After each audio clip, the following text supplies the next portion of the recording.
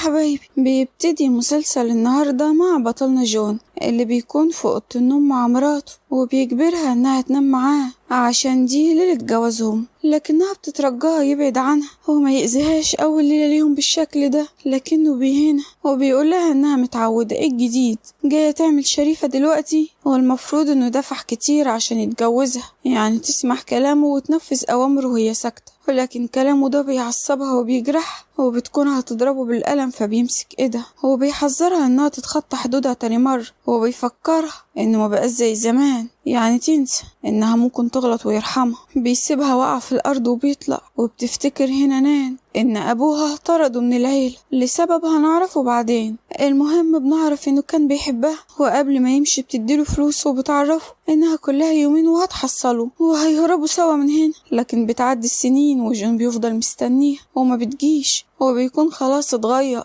وقرر انه ينتقم منها. هو بنشوف نان بعدها وهي بتنزف دم، هو بتروح تطمن على حالتها وبتعرف ان سرطان الدم رجع لها تاني لانها اتصابت بيه من 3 سنين وزرعت نخاع عظام، بس للأسف الحالة بتاعتها اتنكست تاني. هو ده السبب اللي خلاها ما تروحش لجون عشان ما تبقاش حمل عليه. هو بتطلع برا وبتقابل صاحبتها كو، هي اللي بتكون عارفة حالتها وبتسألها عن اللي حصل بينها وبين جون، ولو كان ضايقها وأذاها فبتقولها لأ، وبتطلب منها يمشوا من هنا. فبتروح عشان تجيب العربية وتستناها، بس بتتفاجئ بطلتنا بجون مع بنت، هو بيسألها ايه اللي جابها هنا، فبتعرفه انها عندها شوية برد، فبيتريق عليها وبيقولها انك لسه حساسة زي زمان. وبعدها بيعرفها على البنت اللي معاه وبيكون اسمها فاي، وبيعرفها انها حامل منه وانه كمان هيحتفظ بالطفل. فبتفرح فايا جدا اللي بياخدها وبيروحوا على العربية، هو بيسيب نان لوحدها اللي بتقع من طولها، بس هو ما بيكونش واخد باله، وكل لما بتيجي بتلاقيها واقعة في الأرض، فبتتخض وبتاخدها تركبها في العربية. وبترجع نان البيت، هو بتلاقي حماتها مستنياه في البيت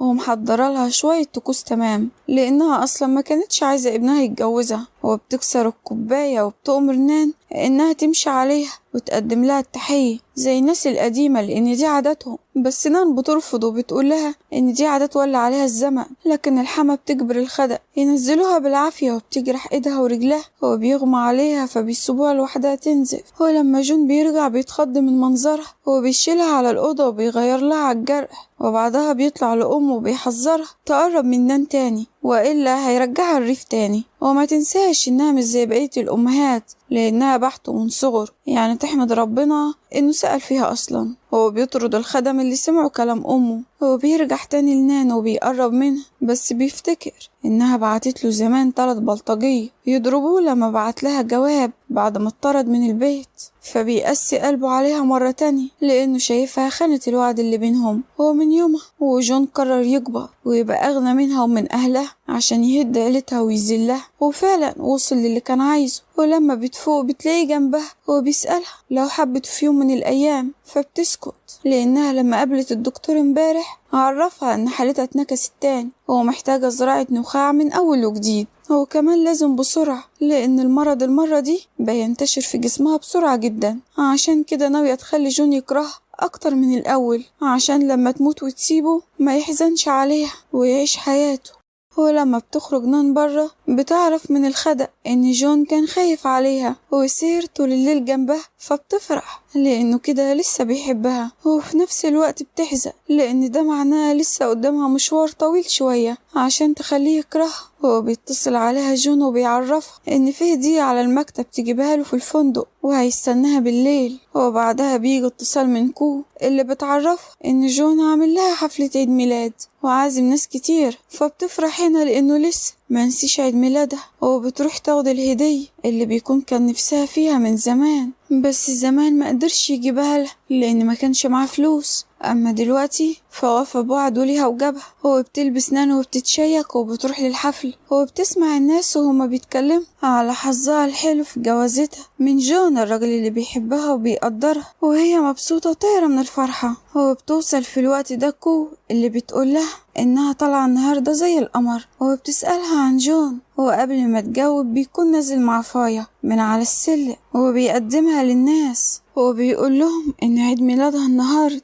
وهنا نان بتاخد الصدمة خصوصا قدام الناس اللي بيبدأوا يتكلموا عليها وعلى علاقتها بجوزها وبتكون لسه هتمشي، بس جون بيوقفها وبيسألها عن الهدية وهي بتكون لابساها، وبتسأله عايزها ليه، فبيعرفها إنها هدية عيد ميلاد فايا، فبتتكسف نان لأنها بتكون لابساها وبيطلب منها تخلعها، ومن الصدمة ما بتكونش عارفة تعمل ايه، بس بتمسك نفسها وبتسلمه السلسلة، وكو بتكون هتضربه بس نان بتمنعها وبتمشي من الحفل، والكل بيتكلم عليها وعلى كسفتها وهي دمعتها على خدها. وللأسف الخبر بيطلع في التلفزيون والأم بتشوفه وبتزعل على بنتها اللي وافقت على جوازها من جون مقابل إنه ينقذ شركتهم، وبتكون خايفة عليها عشان تعبها ومرضها. أما نان بتروح تشرق وتسهر مع كو اللي بتترجاها ترحم نفسها لأنها عيان، بس بترفض فبتسيبها كو وبتروح تجيب لها شابين يقعدوا معاها عشان يعرفوها قيمتها وإنها ست البنات ويفرفشوها شوية. بس أول ما بتسيبها بيشوفها واحد اسمه شين كان بيحبها زمان، وهو السبب في طرد جون من البيت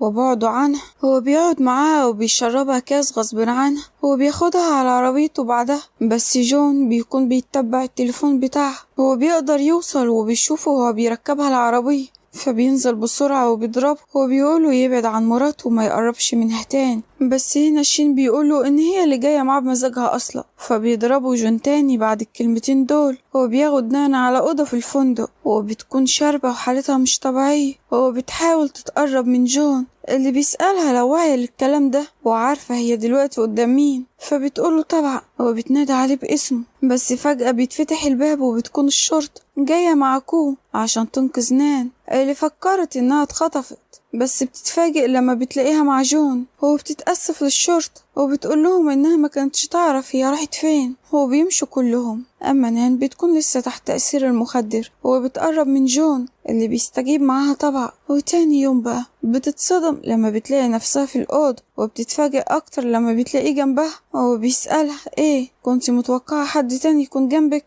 فبتتكسف وبتكون هتمشي، بس بيقول لها انها هتبدأ شغل معاه من النهاردة، وبتسأله هنا ليه، فبيعرفها انها هتكون المساعدة بتاعته في القضاء على عائلتهم. وبيقول لها على ما اعتقد مفيش انتقام اقوى من ده عشان ادفعك تمن كل اللي عملتيه. وبعد ما بيمشي الام بتكلم نان وبتسألها لو جون بيضايقها، فبتكذب وبتقول لها لا خالص ده بيعاملني كويس جدا. وبنشوف بعدها نان في الشركة وبتسلم ملفات لجون اللي بتكون واقفة معاه فاي وبتحاول تتقرب منه، ونان بتتضايق بس جون بيقرر يضايقها اكتر لما بيقولوا قدام نان انه ساب فايا امبارح وراح بات مع بنت تانية عشان ما تتعبش لانها حامل.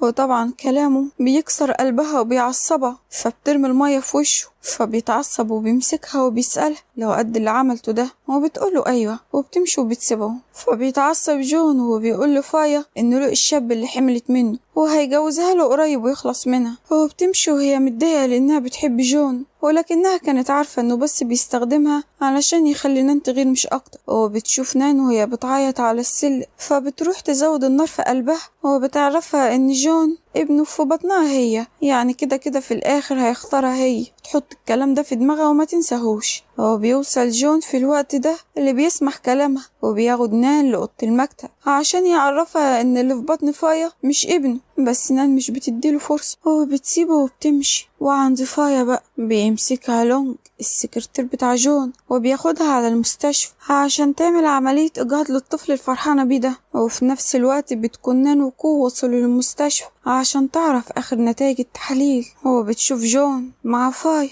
اللي بتستخبى من كو عشان عايزة تضربها لأنها فاكرة إنها حامل من جون. هو بيوقفها وبيعرفها إنها جاية تنزل الطفل، بس فايا بتترجى نان تقول لجون يسيب الطفل، بس هي بتقول لهم يتصرفوا سوا. وجون بيصمم أكتر إنها تجهضه لأنها عايزة تلبسه فيه بأي شكل. أما نان بتخرج بعد ما بتعرف النتائج، واللي كلها بتكون بتدل إنها لازم تزرع نخاعه في أقرب وقت لأن بقيلها شهر واحد والمرض هيقضي على جسمها. بس بتكذب على كو وبتقول لها ان النتائج كويسة وفي تحسن كمان، وبتعمل كده عشان صاحبتها ما تزعلش عليها. ولما بترجع البيت بتتفاجئ ان حماتها بتقول لها ما تأخرش برا تاني لان فايا جت تقعد عندهم ولسه منزلة البيبي قريب، يعني محتاجة اللي يرعاها، ومن الاخر كده عايزة تشغلها خدامة. وفي الوقت ده بيكون لين اخو فايا قاعد مع جون وبيقوله يبعد عن اخته لان تصرفاتها وحشة وهتفرق بينه وبين نان. بس جون بيرفض لأن بيكون عايز يستخدمها عشان يخلي نان تغير ويعذبها أكتر. وبيرجع البيت وهو شارق وبيقرب من نان بالعافية اللي بتقوله يبعد عنها ويطلقها ويركز مع فاي اللي هتقدر تجيب له طفل، لكنه بيرفض وبيقرب منها بالعافية وهي بتفضل مستسلمة. فبيتضايق وبيسيبها وبيقول لها انها هتفضل معاه لحد ما ينتقم من عيلتها كلها. وتاني يوم بقى أهل نان بيروحوا بيتها وبيترجوها تكلم جون يستثمر في شركتهم قبل ما تفلس، بس بيتفاجئوا بفاي اللي بتعرفهم إنها الزوجة المستقبلية لجون. والأب بيضرب بنته لأنها مش عارفة تحافظ على جوازها وبكده مش هيقدروا يستفادوا حاجة من جون. وهنا نان بتضطر تروح الشركة لجون عشان تطلب منه فلوس، بس بيخليها تقف برا في التلج وهو يطلع يقابلها. بس هو في الأساس كان بيتفرج عليها من عربيته وعايز يشوفها هتتحمل لحد امتى، بس جسمها أصلا ضعيف وبتنهار وبيغمى عليها. واللي بيلحقها بيكون لين أخو فاي، بس جون بيجري قبله وبياخدها للمستشفى. ولما اتأكد إنها بقت كويسة وبدأت تفوق بيمشي وبيوصي الدكتور عليها، واللي بيكون عايز يعرفه حقيقة مرضها بس ما بيلحقش، ولكن بيلحق يعرف لين الحقيقة وبيطلب منه يقنعها بالعملية في أقرب وقت. وبتفوق نان أخيرا وبيعرفها لين على نفسه وعلى حكاية أخته وإنها مش حامل من جون أصلا. هو بيطلب منها تعرف جون قصة مرضها لأنه بيحبها، بس بترفض نان لأنها عارفة إن موتها قريب ومش عايزاه يتعذب بعدها. هو رغم مرضها أبوها ما بيرحمهاش، هو بيكون عايز فلوس بأي طريقة وبيسمعه لين اللي بيقول إنه هيساعده وهيستثمر بدل جون، اللي أول ما بيعرف الخبر بيتعصب وبيفكرها إنها باعت نفسها لين مقابل الفلوس. وبيروح لها لحد المستشفى وبيكون معاه شوية فلوس وبيقول لها إنها مادية وجاب لها الفلوس اللي عايزاها مقابل إنها تروح معاه.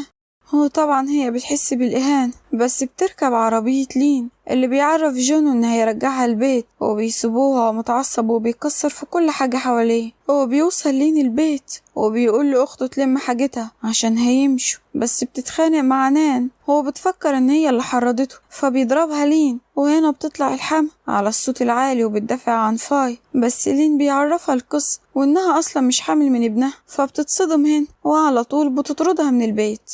أما نان بقى بتدخل تلم لبسها وبتحضر شنطتها، وحماتها بتشوفها وبتبلغ ابنها قبل ما تمشي عشان يفكر إنها السبب ويرجعها القرية تاني. وللأسف بتقفل عليها الباب من بره لحد ما جون بيوصل، ولكن نان بتكون بدأت تنزف من العصبية ويغمى عليها مرة تانية. ولما بيوصل جون للبيت بيلاقي حماته تحت وبتترجاه يخليها تشوف بنتها، وبتعرفه إن نان من 3 سنين كانت عايزة تروحله وهما اللي منعوها، وكمان أبوها ضربها عشان رفضت تتجوز شين، ولكنها رفضت تنسى حبه ليها وفضلت بعدها 4 شهور تلف عليه وما قدرتش توصل. هو جون بيقول لحماته لو كلام الكذب مش هخليك تشوفيها تاني، هو بيقول لها تطلع وراه. ولما بيوصل بيتفاجئ انها مغمى عليها في الارض وبتنزل، فبيطلب لها الدكتور على طول اللي بيعلق لها محاليله وبيسأله لو تعرضت لأي مرض مؤخرا، فبيقول له جون مجرد برد لأنه ما يعرفش غير كده. فبيوصي الدكتور إنها محتاجة راحة وبيقعد جون جنبها، ولونج بيجيب له المعلومات اللي تثبت صحة كلام أم نان. وهنا بيندم على كل لحظة أسأل لها فيها أو عاملها وحش، هو بيقعد يعيط جنبها. وبره بقى الأم كانت عايزة تشوف بنتها بس أم جون بترفض وبتزقها، وهو بالغلط بتتخبط في الترابيزة وبتنزل. وجون بيطلب لها الإسعاف بسرعة، بس نان بتكون فاقت وشافت أمها وهي واقعة كده واتخضت عليها. وبنشوفهم بعدها في المستشفى وبتطلع الدكتورة تطمنهم إنها بقت بخير، بس أم جون ما كانتش حاسة بالذنب وكل همها تروح تنام. وده بيعصب نان على الآخر اللي بتضربها بالقلم. وأبوها مش عايز يزعل العيلة وبيكون كل همه إن يسحب فلوس منهم براحته، لكن جون بيوقف الكل وبيقول إن حق حماته هيرجع. وبيسأل نان لو ايدها وجعتها من الضرب، وهي بتكون مستغربة اللي بيعمله وبتستغرب أكتر لما بيسلم أمه للشرطة عشان تحاسبها على كل أفعالها. وهو بعدها بيحضن نان وبيتأسف لها على اللي عمله في حقها وبيوعدها هيعيشها أيام طويلة وجميل. بس هي بتفتكر كلام الدكتور اللي قال لها إنه قدامها أقل من شهر وتموت، ولكن بتقرر إنها تعيش اليومين اللي باقيين لها بسعادة مع جون. وبتروح تجيب له هدية بس بتقابل فاي اللي قررت تشتري الهدايا كلها، لكن لونج عرفهم إن جون اشترى المول كله وهو حاليا بكل اللي فيه يبقى ملك لنان اللي بتفرح وبتشمت في فاي وأصحابها وكمان بيطردوهم برا.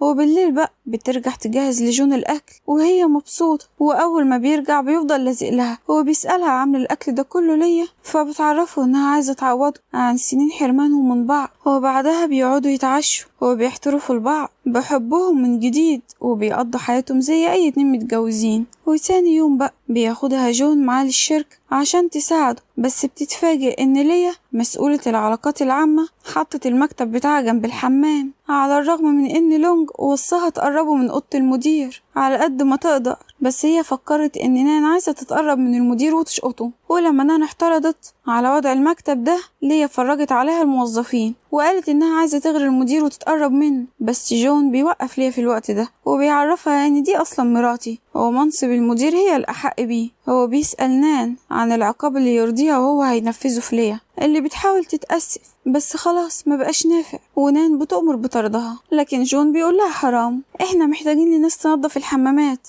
هو بيسلمها جردة عشان تبدأ الشغل وهي بتكون مصدومة من اللي وصلت له. وبنعرف بعدين ان فايا هي اللي كانت محرضها على نان وما كانتش تعرف انها مراته واستغفلتها زي العبيط. هو بتحذر فايا لو ما حلتش اللي حصل ده هتنتقم منها وتدفعها الثمن. هو بنشوف بعدها جون ونان هما فاتحين عربية اكل في الشارع، لان ده كان حلم نان من زمان انهم يفتحوا عربية سوا، وده عشان شافت اتنين زمان بيحبوا بعض شغالين سوا فقررت تعمل زيهم. وبتقعد نان تطبخ وجون بيروح للحمام وهو بيسيب لونج معاها يحرسها، ولكن بيجي اتنين من زمايل الدراسة يرخموا عليها بعد ما ربنا رزقهم شوية وركبوا عربية نظيفة. ونان بتقول لهم لو مش هيشتروا يمشوا من هنا، ولكن سعر الوجبة بيكون غالي عليهم. وجينج زميلها بيلم الناس وبيقول ان نان بتبيع اكل غالي، فالناس بتصورها عشان ينتقدوها، لكن بتعرفهم ان دي كلها وجبات من ماركات نظيفة. وفعلا الناس بتقتنع. ونان بتقول لهم ان الاكل مجاني الا لجينج زميلها ومراته اللي بيعملوا نفسهم مش مهتمين لانهم اصلا معزومين مع جون صاحب الشركات المعروف. بس جون كان وراهم وسمع اللي قالوا له مراته وعرفهم ان جون بس اتريقوا عليه بسبب لبسه وقالوا الظاهر كده ان الاتنين دول مجانين. وبنشوفهم بعدها وهما مستنيين وصول جون اللي بيوصل مع مراته، واول ما جينج بيشوفه بيقول للمدير يطردهم بره، لكن المدير بيعرفه ان ده جون اللي هو مستنيه وكمان ده اصلا صاحب الشركة. وهنا بقى ابطالنا بيقرروا ينتقموا منهم وبيعملوا فيهم مقلق. وبتمثل نان الحب على جينج وبتحرضه انه يضرب مراته ويطلقها، وجون بيعمل نفس المقلب معاها وبيمسكوا في بعض زي العبايط. وجون ونان بيتفرجوا عليهم من بره وبيعرفوهم انهم مش هيشتغلوا معاهم. وعند فايا بقى بتروح تزور ام نان وبتمثل انها صاحبة نان وعايزة تقربها من جون، فالام يا عيني بتأمن لها وبتحكي لها على مرض بنتها وعلى كل حاجة. بس اول ما بتخرج بتلاقي اخوها في وشها وبياخدها على البيت. اما نان بتجيب مجموعة هدايا وبتروح بيها لكو وبتعرفها ان مرضها انتكس تاني، وكو بتتصدم وبتقعد تعيط. ونان بتوصيها لو ماتت تقدم كل سنة هدية لجون في عيد ميلاده. أما جون بيقوم من النوم ومش بيلاقي نان فبيدور عليها زي المجنون، بس طلع إنه كان بيحلم. ونان بتكون جنبه وبتطمنه إنها معاه. وبعدها بتروح تقابل الكاهن تعرف منه لو ليها مستقبل مع جون، لكنه بيقول لها معرفش. وبعدها بتروح تلم كل حاجتها من بيت جون وتولع فيها عشان ما تسيبلوش اي ذكرى منها توجعه. وكوب بتترجاها ما تعملش كده، بس بتقول لها ان ده الاحسن ليه عشان يقدر يكمل حياته من غيرها. وبعدها بتلبس فستان جميل وبتروح تقضي ليلة مع جون وبتعمل كل اللي نفسها فيه معاه على اساس كده انها بتودعه، وهو يا عيني ما بيكونش فاهم حاجة. وبيرجعوا بعدها البيت وبيقضوا الليلة سوا. ونان بتنزف وجون كان هيشوف الدم بس بتغسله بسرعة وبتخبي المناديل وهو ما بياخدش باله وبيقضي معاها الليل بكل حب. بس بتصحى نان بدري قبل ما هو يصحى وبتفضل تبصله بنظرات كلها حزن ووداع وبتمشي. ولما بيقوم بيفضل يدور عليها بس بيلاقي منها جواب انها كانت بتمثل عليه وانها عمرها ما حبته، هي بس عملت كده عشان يقف جنبها ويسند شركته لحد ما الشركة تقف على رجلها وبتطلب منه يعيش حياته زي ما هي هتعيش حياتها من غيره. هو طبعا بتكون قالت كده عشان تخليه يكرهها وينساها، بس حصل العكس لأنه اتجنن على الآخر وبدأ يدور عليها في كل مكان وراح للمستشفى يسأل أهلها عليها، بس الأب كان كل همه يعرف لو هيكمل معاهم في مشاريعهم ولا لأ. هو بيروح يدور عليها عند عربية الأكل اللي عملوها سوا، بس مش بيلاقيها، فبياخد صورتها وبيلف بيها على كل الأماكن زي المجنون. هو بتكون في الوقت ده مع لين اللي طلبت منه يخبيها عنده فترة، وكان بيوصلها للأماكن اللي عايزة تزورها ومنهم للمستشفى عشان تدي لأمها فلوس وتطمنها عليها، وبيرجع يكمل بيها تاني بس بتنام. فبيتصل على جون يطمنه عليها لأنه خايف على صاحبه من الجنان، وطلب منه ينساها ويعيش حياته، بس جون هدده لو ما رجعهاش هيخلي عيلته تفلس. بس لين قال له انه صاحبه وعارف انه مش هيأذيه، لكن جون بيوصل بيه الجنون انه بيروح وبيهجم على بيت لين، وفايا بتكون فيه لوحدها وبيكتفها وبيهددها بالقتل لو ما اتصلتش على اخوها وطلبت منه يرجع نان حالا. وفعلا بتتصل عليه وبيكلمه جون وبيهدده لو ما رجعش مراته هيقتله اخته، وبتاخد نان التليفون وبتهدد جون وبتقوله يسيبها وينساها، لكن التليفون بيفصل ومش بيقدروا يكملوا كلامهم. هو بيكون جون فعلا هيخلص عليها، بس هي بتقوله الحقيقة وبتقوله انها سابته عشان بتحبه وخايفة يحزن عليها لما تموت، لانه مهما عمل في الاخر مصيرها الموت. ولكن هو من الصدمة مش بيصدقها وبيكدبها، فبتقوله خلاص اسأل حماتك لو مش مصدقن وهي هتقولك الحقيقة. وهنا جون بيفهم ليه دايما كان بيغمى عليها وبيشوفها كتير في المستشفى، وكو كانت عارفة ومخبية عليه، وبيروح يتأكد منها وبيعرف فعلا انها تعبان وهتموت لانها مش لاقية متبرع مناسب ليها. وهنا جون احساس الندم بينهش فيه على كل لحظة جرحها فيها، وعرف هي ليه كان كل ما يقرب لها تبعد عنه، وبيفضل يدور عليها ومش بيمل. وبنشوفه بعد سنة وهو بيولع مصباح الأمنيات وبيتمنى انها ترجع له عشان متأكد انها قريبة منه وانها لسه عايشة وما ماتتش. وبنشوفه انه لحد دلوقتي عايش على الأمل انها ما ماتتش. هو فجأة بيشوفها قدام ولكنها بتختفي. هو بيقول كالعادة تخيلات وهي مش موجودة. هو بيجيله إحباط بعدها، ولكن فجأة بنشوف واحدة ماشية وسط الناس وبتكون لابسة قناع، وبيقابلها شين اللي بيسألها انت مين، لأنه حاسس انه يعرفها. ولما بتقلع القناع قدامه بيتصدق، هو ما بيكونش عارف يقول ايه لأن الكل فاكرها ماتت. فبتزيحه من طريقها وبتقوله انها رايحة تدور على جوزها. هو لما بتوصل عنده ما بيكونش مصدق وبيكون فاكرها خيال كالعادة، وبيسألها بتدور على مين، فبتقوله خلاص لقيته. وهنا بيتأكد إنها مش خيال. وأخيرا القدر جمعهم سوا، ولكن المرة دي مش هتكون زي كل مرة، المرة دي هتكون أبدية وهيعيشوا حياتهم سوا زي ما تمنوا أخيرا. ولحد هنا يا حلوين ملخصنا خلص. لو عجبكم ما تنسوش اللايك والاشتراك في القناة.